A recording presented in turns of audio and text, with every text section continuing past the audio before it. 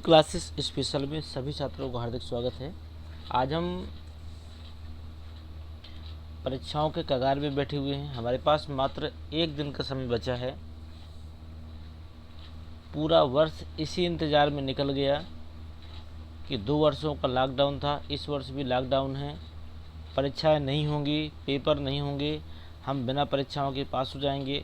बहुत सारी गलतफहमियां थी बच्चों की जो उन्होंने पाल के रखी थी, उनसे निकालने का समय आ गया है। आप कहीं ना कहीं 1-2 पेपरों को बिगाड़ चुके हैं,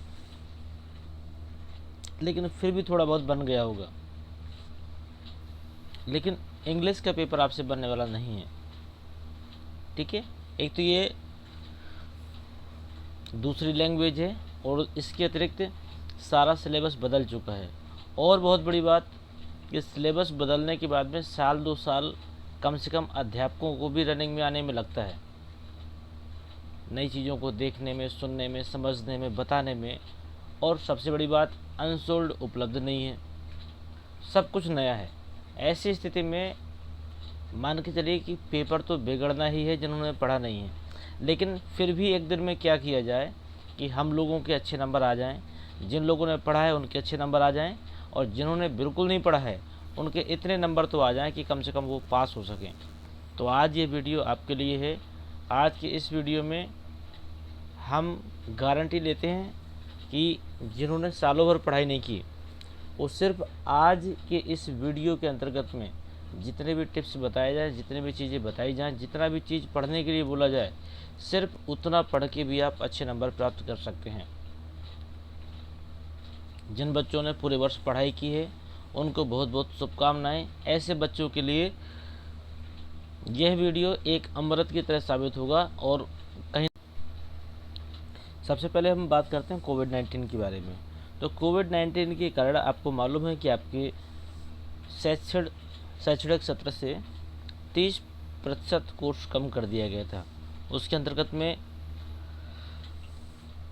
ग्रामर पोर्शन में कुछ भी कम नहीं हुआ है, ठीक है। बुक्स में कुछ चीज़ें कम हुई हैं, तो हम आपको बता देते हैं।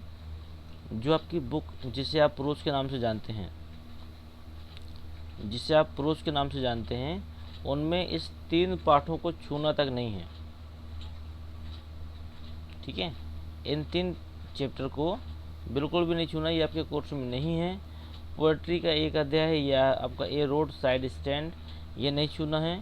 और सप्लीमेंट्री जिसे आप कहते हैं, उसमें से ये 4 चीज़ें बिल्कुल नहीं छूना है। मतलब ये पोर्शन आपके कोर्स से पूरी तरह कट चुका। ध्यान दीजिएगा, इन अध्यायों को बिल्कुल भी नहीं पढ़ना है। बोर्ड परीक्षाओं में कई बच्चों की शिकायत होती है कि सर प्री बोर्ड में तो दे दिया था, छमाही में तो दे दिया था। तो मैं आपको बता दूं, छमाही और प्री बोर्ड की जो परीक्षाएं होती हैं, इनके पेपर नॉर्मल दुकानदारों से खरीद कर आपको दे दिए जाते हैं, ठीक है। और इन पेपरों का एकमात्र उद्देश्य ये होता है कि आप सिर्फ सिलेबस को समझें, लेकिन विद्यालय इन चीज़ों को नहीं समझता है कि यदि हम आउट ऑफ सिलेबस चीज़ें देंगे तो कहीं ना कहीं बच्चों की मानसिकता में फ़र्क पड़ता है। लेकिन मैं आपको बता दूं, ये बोर्ड परीक्षाएं हैं और यहाँ पर ऐसी गलतियाँ बिल्कुल नहीं होंगी। आपका जो सिलेबस कटा हुआ उनसे कुछ भी आने वाला नहीं, इसलिए आप इनमें बिल्कुल परेशान ना हो। ये 3 चीज़ें आपको नहीं देखनी है। अब देखते हैं क्या देखना है, उनमें से क्या चीज़ें आ सकती हैं, ठीक है। कहाँ से हम लोग नंबर स्कोर करेंगे। तो सबसे पहले तो मैं आपको पास करवा देता हूँ। पास करवाने का मतलब क्या है कि आप कैसे पास होंगे, किन चीज़ों से होंगे। तो पहला प्रश्न आपका पैसेज है। ये जो रेगुलर पढ़ाई की है उन बच्चों के लिए भी उतनी कठिन है, और जिन्होंने पढ़ाई नहीं की यह उनके लिए भी उतना कठिन है, ठीक है। तो ये पैसेज आप कर सकते हैं। इस पैसेज के आंसर कैसे होंगे, तो देखिए 3-3 नंबर के 4 प्रश्न होंगे। 3-3 नंबर के 4 प्रश्न होंगे, जिनमें से एक प्रश्न आपका वोकैब का भी हो सकता है। 1-1 नंबर के 3 वोकैब होंगे और 3 प्रश्न होंगे। तो आप प्रश्नों को उत्तर आप कैसे देंगे, क्योंकि आपको तो इंग्लिश आती नहीं है। कुछ बच्चों के साथ ये समस्या है ना कि उन्हें इंग्लिश तो आती नहीं है, तो वो पेपर कैसे देंगे। तो मैं आपको बताता हूँ, हर प्रश्न के कुछ कीवर्ड होते हैं। मतलब जैसे भी प्रश्न लिखा है उसमें सब्जेक्ट और ऑब्जेक्ट, हेल्पिंग वर्ब और मेन वर्ब, इनको छोड़ दीजिए। तो इसके बाद जो शब्द बचते हैं उन शब्दों को आप पैराग्राफ में तलाशिए, वे शब्द जहाँ पर भी मिल जाते हैं, ठीक है, और उसके पहले जो फुल स्टॉप होता है और उस शब्द के बाद में जो फुल स्टॉप होगा, आप वहाँ से लेकर वहाँ तक उतार दीजिएगा यदि आपको कुछ भी नहीं आता है, ठीक है। तो कहीं ना कहीं कुछ ना कुछ नंबर तो आपको मिलेंगे। यदि 12 का है, नहीं 12 में 12 आए तो 6 नंबर तो मान के चलिए कि आपको एग्जामिनर ज़रूर देगा यदि आपने प्रश्न को किया है तो, ठीक है। और पढ़ने लिखने वाले बच्चों के लिए क्या है कि आप पहले 5 मिनट इस पैराग्राफ को पढ़ने की कोशिश करें। आपसे जैसा टूटा फूटा अर्थ निकलता है कोई दिक्कत नहीं है। अब आप प्रश्न को पढ़ें और उसका अर्थ समझें। प्रश्न का अर्थ और यदि समझ में आ जाता है आपको कि पैराग्राफ के अंतर्गत दिया है और इसका सारांश क्या हो सकता है, तो उस प्रश्न के उत्तर को आप अपनी भाषा में कन्वर्ट करके लिखें, आपको पूरे में पूरे अंक मिलेंगे। तो पहला प्रश्न है जहाँ से आप थोड़ा सा अच्छा स्कोर कर सकते हैं। दूसरा प्रश्न है आपका आर्टिकल का, जिसको आप लोग ऐसे भी कहते हैं, निबंध, ठीक है। यहाँ से आपको बहुत अच्छे नंबर मिलते हैं, 10 नंबर। यहाँ पर आपका आर्टिकल दिया होगा, किस बारे में बात करना चाहता है। इसमें 3 तरह की चीज़ें दी गई हैं, ऑटो बायोग्राफिकल, आर्गुमेंटिव और डिस्क्रिप्टिव। 3 दिए गए हैं जो आर्टिकल के मेन कीवर्ड हैं। तो आपको जो भी आर्टिकल लिखना होगा उसके बारे में वो हेडिंग देगा आपको। जैसे बोल दिया द डाउरी सिस्टम, दहेज प्रथा पे बताऊं, तो आपको कुछ नहीं करना है। जो भी आर्टिकल आता है, आर्टिकल का मतलब ऐसे होता है और ऐसे का मतलब निबंध होता है, और मैं जानता हूं कि निबंध आपको आता है। हर टॉपिक पे ऐसा हो ही नहीं सकता कि आप एक पेज हिंदी में ना लिख सको। तो जिसे आप हिंदी में लिख सकते हो उसे आप हिंदी से इंग्लिश में कन्वर्ट करिए, जैसा बने। छोड़ना नहीं है, थोड़ी बहुत गलतियां भी होंगी, कोई दिक्कत नहीं है, लेकिन करेंगे तो मिलेगा। यदि आपने इसको किया, इसमें 150 से 150 वर्ड कह रहा है, यदि आप एक पेज भी लिखते हैं तो आपका आराम से 200 वर्ड से ऊपर निकल जाएगा। यदि आप लिखते हैं, अगर आपकी राइटिंग बेहतर है, आपने गलतियां नहीं की हैं, तो 10 में 10 मिलेंगे। और अगर गलतियां भी की हैं, राइटिंग भी सुंदर नहीं है, तो भी कोई दिक्कत वाली बात नहीं है, 5 तो मिलेंगे मिलेंगे। 5 उनके लिए हैं जो आशा छोड़ बैठे हैं कि हम पास हो जाएंगे। तो 5 नंबर तो मिलेंगे मिलेंगे, लेकिन लिखना है आपको। अगर आपको लगता है कि कठिन है तो पहले आप हिंदी सोचिए, हिंदी को इंग्लिश ट्रांसलेट करिए। अगर नहीं कर पा रहे हैं, आपको लगता है कि ऐसे ना बनेगा, तो उसी में हिंदी लिख लीजिए। भैया आपको आता तो है नहीं है, तो जब आता नहीं है तो कोई ना कोई तो रास्ता हमें अपनाना है कि हमारा पेपर बिगड़े नहीं। तो आप पहले हिंदी लिख लीजिए एक रफ के तरीके से, और फिर उस हिंदी को इंग्लिश में ट्रांसलेट कर लीजिए, तो यहाँ से आपको नंबर मिल जाएंगे। ये आपका बन जाएगा। तीसरा है आपका ग्रामर सेक्शन का। तो यहाँ पर देखिए आपका 20 नंबर के आने हैं यहाँ पे। ये बहुत महत्वपूर्ण चीज़ें हैं, सब कहीं ना कहीं 2-2 नंबर की आपकी आएंगी। देखिए आपका 2 नंबर का नरेशन आएगा, 2 नंबर के सेंटेक्सेस आएंगे, 2 नंबर के ट्रांसफॉर्मेशन आएंगे, 2 नंबर का सेंटेक्स आएगा, 2 नंबर के आसपास इडियम्स आएंगे, इडियम्स और प्रेसेस ये दोनों मिलाकर 2 नंबर के, ठीक है। सिनोनिम्स आपके 2 नंबर के आएंगे, एंटोनिम्स आपके 2 नंबर के आसपास आएंगे, वन वर्ड सब्स्टिट्यूशन आपके 2 नंबर के आएंगे, होमोफोन्स आपके 2 नंबर के आएंगे। तो 1 2 3 4 5 6 7 8 9 10 10 हो गए। 10 × 2 = 20, मतलब सब कुछ 2-2 नंबर के आएंगे। तो मुझे बहुत अच्छे तरीके से पता है कि नरेशन तो आपसे बन जाएंगे। नरेशन का मतलब डायरेक्ट इनडायरेक्ट, ये आपसे बन जाएगा। और अगर इसमें आपको डाउट हो तो मैं आपको बता दूं, सिर्फ इंट्रोगेटिव, ठीक है, और इम्परेटिव, इन 2 प्रकार के नरेशन को पढ़ लेना। ईश्वर चाहेगा तो उसी में फंस जाएगा आपका, ठीक है। सिंथेसिस आपको पढ़नी पड़ेगी, थोड़े बहुत नियम कठिन नहीं है, लेकिन आपको थोड़ा बहुत देखना पड़ेगा। ट्रांसफॉर्मेशन बहुत सरल है, इसमें मैक्सिमम आपका टू और टी डबल ओ ये वाले नियम आते हैं। तो अगर आपने इस नियम को पढ़ लिया तो हो सकता है कि ये नियम 100 में 101% फंसने की संभावना है। अगर 200 वाला, ठीक है, एक को तो बदल देते हैं 100 में, एक को बदल देते हैं दैट ही कैन नॉट या दैट सी कैन नॉट या दैट दे कैन नॉट। तो आप एक बार ट्रांसफॉर्मेशन का ये नियम पढ़ लीजिएगा। एडियम्स का मतलब मुहावरे होते हैं, इनमें आपका आएगा लिखने के लिए, और मुहावरों को आप अपने भाषा में जैसे हिंदी के बनाते हैं वैसे आप इंग्लिश के बनाएंगे, ठीक है। इसके बाद में सिनोनिम्स का मतलब होता है समानार्थी शब्द। जो शब्द दिया हो, यदि आपको उसकी हिंदी निकालनी आती है तो उसका सेम मीनिंग वाला शब्द लिख देना। यहाँ पर आपका दूसरा एंटोनिम्स, यहाँ पर विलोम शब्द है। वन वर्ड सब्स्टिट्यूशन मतलब अनेक शब्दों का एक शब्द लिखना है। होमोफोन्स का मतलब समान ध्वनि वाला शब्द है। तो उम्मीद करते हैं ये चीज़ें आपसे बन जाएंगी। और अगर कुछ नहीं समझ में आता है तो हम आपको बता दें 20 नंबर कम नहीं होते हैं। आप ऐसा करिएगा, जो भी मॉडल पेपर आपके हाथ में हो उसमें इनमें से प्रत्येक चीज़ आप चेक करिए कि कौन सी चीज़ें सनों में आई हुई हैं। नरेशन में कम से कम आप 10 से 20 वाक्य बना लीजिए जो बार बार सन में पूछे जा रहे हैं। सिंथेसिस को आप एक बार देख लीजिए जो बार बार सन में पूछे जा रहे हैं। ट्रांसफॉर्मेशन में भी यही करना है, और इन सब चीज़ों को आप एक बार मॉडल पेपर में ही देख लीजिए। यदि मॉडल पेपर ना हो, आपके पास इंग्लिश की गाइड हो, तो आप उसमें देखिएगा, उसमें भी ये चीज़ें मिल जाएंगी, आप देख सकते हैं, ठीक है। और कहीं कुछ ना हो तो चिंता की कोई बात नहीं है। हमारे इसी चैनल के प्लेलिस्ट में जाइए, आप कक्षा 12वीं की क्लास खोलिए, आपको सब चीज़ें यहाँ मिल जाएंगी। यहाँ आपको टेंस मिल जाएगा, यहाँ आपको यूज मिल जाएगी, यहाँ आपको इडियम्स मिल जाएगा, फ्रेसेस मिल जाएगा, वन वर्ड मिल जाएगा, होमोफोन्स मिल जाएगा, एंटोनिम्स मिल जाएगा, सिनोनिम्स मिल जाएगा, ट्रांसफॉर्मेशन मिल जाएगा, सारी चीज़ें अपलोड है, ठीक है। तो यदि आपको आपके पास किताब है तो आप किताब से देख लीजिए। मैं तो ये कहता हूँ कि ज़्यादा नहीं, 15-20 मिनट या आधे घंटे एक चीज़ को देना है आपको। देख लीजिए, जितना देख लेंगे हो सकता है कि वही फंस जाए, ना भी फंसेगा तो आपको आइडिया मिल जाएगा कैसे करना आप लोग कर सकते हैं, ठीक है। लेकिन यहाँ से हम आधे आधे नंबर भी अगर माने ना पढ़ने वाले बच्चों के, तो मैं बता दूं कितने हो गए। पहले ना पढ़ने वालों की बात मैं कर रहा हूँ, पढ़ने लिखने वालों की बात नहीं कर रहा हूँ। यहाँ पर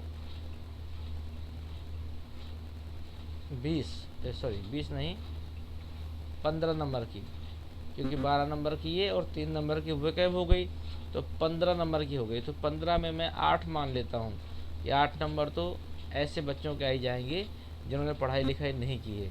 इसके बाद में यहाँ 20 है, 20 में 10 मान लेता हूँ, तो 10 और 20 कितने हो गए, 10 और 20 हो गए, सॉरी 20 नहीं मानेंगे, यहाँ पे 10 मानते हैं। तो यहाँ पर 10 और वहाँ पे 8, 18 नंबर हो गए ना पढ़ने वाले बच्चों के। और इसके बाद में ग्रामर पोर्शन में मैंने आपको बताया, यहाँ से भी 10 ले लीजिए, तो 18 10 28 हो गए। इसके बाद में एक स्टोरी है 5 नंबर की, तो 28 5 33। तो देखिए आप पास हो चुके हैं। स्टोरी तो आपसे बन जाएगी, ठीक है। इसमें कोई मंत्र नहीं पढ़ना है, आपको यूज आते हैं, आपको टेंस आते हैं, बस हो गया। ज़्यादा गुणा गणित नहीं लगानी है, सीधे स्टोरी करिए, आप पास हैं ये मान के चलिए। पास होने भर के लिए नंबर आपके हो गए। मैंने काट काट के इसलिए बताया है आपको, ठीक है। आप ये ना सोचिए कि मेरे से स्टोरी नहीं बनती है। मैं आपको बता दूं 90% बच्चों से स्टोरियाँ नहीं बनती हैं, लेकिन उसी बच्चे के अच्छे नंबर आते हैं जो करके आता है। जैसा आता वैसा करिए, लेकिन ध्यान दीजिएगा गलतियाँ नहीं करनी है। गलती का मतलब काटा पीटी नहीं करना है। जहाँ पर भी आपने काटा, एग्जामिनर की नज़र वहीं पर सबसे पहले पड़ती है, ठीक है। और वहीं से अगर गलतियाँ उसको मिल गई तो वो पूरा काट देगा। आपको आता है या नहीं आता है, जैसा भी आता है आप लिखते चले जाइए। कुछ गलत भी होता है तो भी लिखते चले जाइए, सही होता है तो अच्छी बात है, गलत होता है तो भी लिखते जाइए। कलम को मत बंद करिए, जब प्रश्न ख़त्म हो जाए तब आप कलम को बंद करिए। यदि आपने कटिंग नहीं की है तो उम्मीद मानिए कि आपके 50% से ऊपर नंबर तो वो देगा, ठीक है। तो यहाँ तक में कहीं ना कहीं वो बच्चे पास हो जाएंगे जिन बच्चों ने बिल्कुल पढ़ाई नहीं की है, ठीक है। और जो बच्चे पढ़ाई किए उनको तो अच्छा मिलने वाला है। सेक्शन डी देख लीजिए। सेक्शन डी में आपके 2 शॉर्ट प्रश्न आएंगे, 2 शॉर्ट प्रश्न आएंगे जिनके आपको 4-4 नंबर मिलेंगे। 8 नंबर के हैं ये। तो यदि शॉर्ट प्रश्न और लॉन्ग प्रश्न कैसे बनेंगे ये बहुत बड़ी विडम्बना है। पूरे वर्ष तो आपने पढ़ाई नहीं की है, परीक्षाओं का समय आ गया, फिर भी लोग उम्मीद किए थे कि लॉकडाउन है, पेपर नहीं होंगे, लेकिन कोई दिक्कत नहीं है। अब भी आपने नहीं पढ़ा, आज पढ़ लीजिए। कैसे पढ़ना है? आपके पास इंग्लिश की किताब होगी, आप सभी अध्याय के प्रोज, पोएट्री और सप्लीमेंट्री सभी अध्याय की हिंदी पढ़ डालिए। ठीक है, अब आप किसी अध्यापक का इंतज़ार न करिए। कई बच्चे परीक्षाओं के 2 दिन पहले से लेकर किताब घूमते हैं कि सर जी मोस्ट इम्पोर्टेंट लगा दीजिए। तो मैं आपको बता दूं, आपके सर जी पेपर नहीं बनाते हैं, पेपर बोर्ड से बनते हैं। ठीक है, अध्यापक अनुभव के आधार पर बता सकता है कि ये चीज़ें महत्वपूर्ण हैं, लेकिन अनुभव तब काम करता है जब बच्चे ने पढ़ाई की हो। जिस बच्चे ने पढ़ाई नहीं की उसके लिए तो सब बराबर है। तो मैं आपको बता दूं, आपको जितने भी अध्याय हैं उन सभी अध्याय की हिंदी आपको पढ़नी है। सभी अध्याय की हिंदी पढ़नी है स्टोरी की तरह। यदि आप एक बार हिंदी पढ़ लेंगे तो ये तो पता है कि आपको इस अध्याय से ये कहानी है। तो अब आप शॉर्ट प्रश्न जब आप देखेंगे तो शॉर्ट प्रश्नों को पढ़ के उसका अर्थ निकालिए। यदि प्रश्नों को पढ़ के उसका अर्थ निकल आता है तो आपको तुरंत वो कहानी याद आ जाएगी कि इस कहानी में ये घटना हुई थी, इसका उत्तर ये हो सकता है। तो बस हो गए शॉर्ट क्वेश्चन। फटाफट आप उसको अपनी भाषा में कन्वर्ट करिए। अगर आपको टेंस और यूजेज आते हैं तो उस प्रश्न का उत्तर आप अपने मन से बनाइए, उसको याद करने की आवश्यकता नहीं है। क्योंकि यदि आप सोचेंगे कि मैं याद कर लूँ तो वो याद होने वाला नहीं है, 1 दिन का समय बाकी है। ठीक है, इसलिए हम आपको ये चीज़ बता रहे हैं कि आप बेहतर स्कोर कर सकें। लॉन्ग क्वेश्चन में क्या होता है? लॉन्ग क्वेश्चन में कुछ नहीं होता, समरी होती है पाठ की। मैं सीधी सीधी बात बता दूँ, लॉन्ग आंसर देख के आप घबराना नहीं कि लॉन्ग आंसर आ गया, मैंने तो पढ़ा नहीं है। आपने पाठ पढ़ा है? हाँ पढ़ा है। यदि पढ़ा है तो बस हो गया। कोई भी लॉन्ग आंसर आता है, यदि आपको जिस पाठ का लॉन्ग आंसर आया है, यदि आपको उस पाठ का सारांश आपको आता है, उस पाठ के पूरे सारांश को आप इंग्लिश में कन्वर्ट करिए अपनी भाषा में और लिख दीजिए। 100 से 150 200 वर्ड, मतलब 1 से 1.5 पेज आप लिखेंगे, आपको पूरे 7 नंबर मिलेगा। नहीं मिलेगा, ना पढ़ने वाले बच्चों की बात करें, आधा मिलेगा कि नहीं मिलेगा? 8 7 15 हो गए, 15 में 7 8 मिलेंगे, बच्चे पास हो चुके हैं। पहली प्राथमिकता हमारी बच्चों को पास करवाने की थी, जिन्होंने सालों भर पढ़ाई नहीं की है, तो वो पास हो चुके हैं। अब डिक्टेंशन की बात कर लेते हैं कि जो पढ़ने लिखने वाले बच्चे हैं वो टॉप कैसे करेंगे। तो टॉप इसी तरह करेंगे कि आपको रट कर नहीं जाना है, आपको अध्याय पढ़ना है, पढ़कर विद्यालय जाना है। इसके बाद में जो प्रश्न आता है भाव समझना है कि ये प्रश्न हमारा किस पाठ का है, उस पाठ की कहानी आपको मालूम है, उस पाठ के बारे में आप अपने दिमाग में कन्वर्ट करिए हिंदी, और हिंदी से इंग्लिश आप कॉपी में लिखिए, और वही लॉन्ग आंसर आपका सही माना जाएगा, उसी से आपका शॉर्ट भी बन जाएगा। ठीक है, अब हम आते हैं पोएट्री में। तो पोएट्री में कहता है 3 very short answer type question based. ये आपका एक पैराग्राफ दिया गया होगा, उसमें से 3 प्रश्न होंगे। उन तीनों प्रश्नों के यदि आप उत्तर देते हैं तो आपको 6 अंक प्राप्त होंगे। ठीक है, तो पोएट्री में आपको पता है कि पैराग्राफ दिया होता है, पैराग्राफ के बारे में उसी से आपके प्रश्न आते हैं। तो उसमें भी यही कहानी है, आपको मतलब ही नहीं है कि आपको दिया क्या है, इसका अर्थ क्या है पैराग्राफ का। आपने तो पोएट्री के सारे पाठों को जो आपके सिलेबस में हैं उन पाठों का हिंदी सारांश पढ़ लिया था। आपको हर कविता के बारे में पता है कि इस पाठ का मतलब क्या है, इस पाठ के रचयिता कौन है, सॉरी इस चैप्टर के रचयिता कौन है या कवि कौन है, और इसका सारांश क्या है, ये सब चीज़ आपको पता है। तो जो 3 प्रश्न आएंगे आपके कविता से, पैराग्राफ से छांटने के लिए, आप फटाफट उसे अपने भाषा में कन्वर्ट करके लिख देंगे।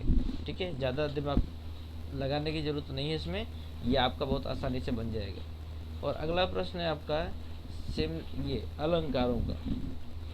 तो अलंकारों का वीडियो हमारे चैनल में डला हुआ है, बहुत ही आसान शब्दों में पढ़ा हुआ। यदि आप उसे देखते हैं तो 100 में 100% गारंटी है कि आपका एक भी नंबर का अलंकार छूटेगा नहीं। इसमें एक परिभाषा आती है अलंकार में और एक उदाहरण भी आता है। तो मुझे लगता है पर्सोनिफिकेशन पढ़ लीजिए आप, और ओनोमोटोपोइया पढ़ लीजिए, ऑक्सीमोरन पढ़ लीजिए। ये 3 में आपको कोई ना कोई फंस जाएगा। और अगर आपके पास समय है, यदि आप याद कर सकते हैं, तो इनमें से एक आप और देख लीजिएगा, अपोस्ट्रोफी। नहीं तो आपको 3 करना, ओनोमोटोपोइया, पर्सोनिफिकेशन और ऑक्सीमोरन। मैं फिर से राउंड लगा दूं, ऑक्सीमोरन, पर्सोनिफिकेशन, ओनोमोटोपोइया। ठीक है, ये मानवीकरण को दर्शाता है। ठीक है, ये आवाज़ों को दर्शाता है। इसी प्रकार अलग अलग गुण है सबके, तो आप देख लीजिएगा। अगला है सेंट्रल आइडिया। इसी से सेंट्रल आइडिया आएगा। सेंट्रल आइडिया क्या होता है? सेंट्रल आइडिया का अर्थ होता है केंद्रीय भाव। जिस पाठ का सेंट्रल आइडिया कहे, उसी पाठ के सारांश को आप इंग्लिश में कन्वर्ट करके लिख दीजिए, आपका हो गया सेंट्रल आइडिया, और पूरे के पूरे नंबर मिलेंगे। ठीक है, अब बात आती है सप्लीमेंट्री की। तो सप्लीमेंट्री में क्या होती है? कहानी वही है जो प्रोज में थी, कहानी वही है जो पोएट्री में थी, कहानी वही है जो हमें यहाँ पर दोहरानी है। इसका मतलब हमें सप्लीमेंट्री के सभी पाठों को जो हमारे सिलेबस में हैं उन्हें पढ़ना है। जब आपने पाठों को पढ़ लिया, आपको कहानी मालूम है, तो शॉर्ट प्रश्न ऑटोमेटिक बन जाएंगे और लॉन्ग भी आपका उसी तरह बन जाएगा। तो बस परेशानी होने वाली कोई बात नहीं है। ये मान के चलिए किसी भी बच्चे का रिजल्ट बिगड़ेगा नहीं, ये हमारा दावा है। बस काम करने का जो तरीका है आप इसी तरह अपनाइएगा, ईश्वर चाहेगा आपका रिजल्ट बढ़िया आएगा। ठीक है, अब देख लेते हैं कौन से पाठ हमारे कोर्स में हैं जो हमें पढ़ने हैं, कौन से नहीं हैं। तो नहीं है हमने पहले बता दिया था, हैं कौन से? ये 5 पाठ है। द लास्ट लेसन है, लोस्ट स्प्रिंग है, डीप वाटर, और ये आपका इंडिगो। ये आपके 4-5 अध्याय हैं, ये प्रोज से जो आपको पढ़ाई करने हैं। ठीक है, लेकिन एक चीज़ ध्यान दीजिएगा, चैप्टर के साथ में इसके लेखक का ज्ञान होना जरूरी है। लेखक का नाम भी याद करना पड़ेगा आपको। पोएट्री में 6 चैप्टर हैं, आपके 6 कविताएं हैं, तो 6 कविताओं के नाम और 6 कवियों के नाम आपको याद करना है। ठीक है, और इन पाठों को पढ़ना है। इसके बाद में सप्लीमेंट्री में देख लेते हैं। सप्लीमेंट्री में 6 है, लेकिन अब देखते हैं मोस्ट इम्पोर्टेंट कौन सा, जहाँ से लॉन्ग आंसर हमारा आ सकता है। लॉन्ग आंसर के लिए मैं आपको बता दूं, इससे तो शॉर्ट आंसर आएंगे, उम्मीद है। ठीक है, द डीप वाटर से लॉन्ग आंसर आ सकता है, और चौथे से, इससे आपका लॉन्ग की हमें उम्मीद ज़्यादा है। ठीक है, सेंट्रल आइडिया इसमें किससे आ सकता है? इसका सेंट्रल आइडिया आ सकता है, इसका सेंट्रल आइडिया आ सकता है। इन दोनों में से किसी एक का सेंट्रल आइडिया आ सकता है। सप्लीमेंट्री में लॉन्ग आंसर कहाँ से आ सकता है? तो मैं फिक्स तो नहीं बता सकता हूँ, लेकिन मुझे ऐसा लगता है द टाइगर किंग, सॉरी ये नहीं, पहले अध्याय का द थर्ड लेवल, एक ये, journey to the end of the earth, एक ये, इन 2 अध्याय के लॉन्ग आंसर आ सकते हैं। ठीक है, लेकिन आपको पढ़ना पूरा है, क्योंकि ये पहला वर्ष है, किसी भी प्रकार का आंसर उपलब्ध नहीं है, तो हमें एग्जामिनर की भावनाओं का पता नहीं कि वो क्या दे सकता है। लेकिन फिर भी हमने जो उम्मीद की है उससे कमज़ोर रिजल्ट नहीं आएगा, आपका बेहतर आएगा। तो ये रही हमारा कुछ महत्वपूर्ण चीज़ें जो हमने आपके साथ शेयर की। आपको बहुत बहुत बधाई हो, आप लोग बिल्कुल हंसते हुए जाइए पेपर में, बिल्कुल टेंशन मिटा दीजिए, क्योंकि कोई कुछ भी बिगाड़ नहीं पाएगा आपका। और आप हर बच्चा आज पास होगा, हर बच्चे का पेपर अच्छा बनेगा। चिंताएं बिल्कुल अलग कर दीजिए और चिंता मुक्त होकर जाइए। और एक आपसे रिक्वेस्ट है, यदि आप हमारे चैनल में नए हैं तो आप एक बार सब्सक्राइब का बटन दबाइए, बेल आइकन को ऑन करिए, ताकि हमारा आपसे सीधा संवाद बना रहे। हम जब भी कोई चर्चा करें आप ज़रूर शामिल हों। धन्यवाद।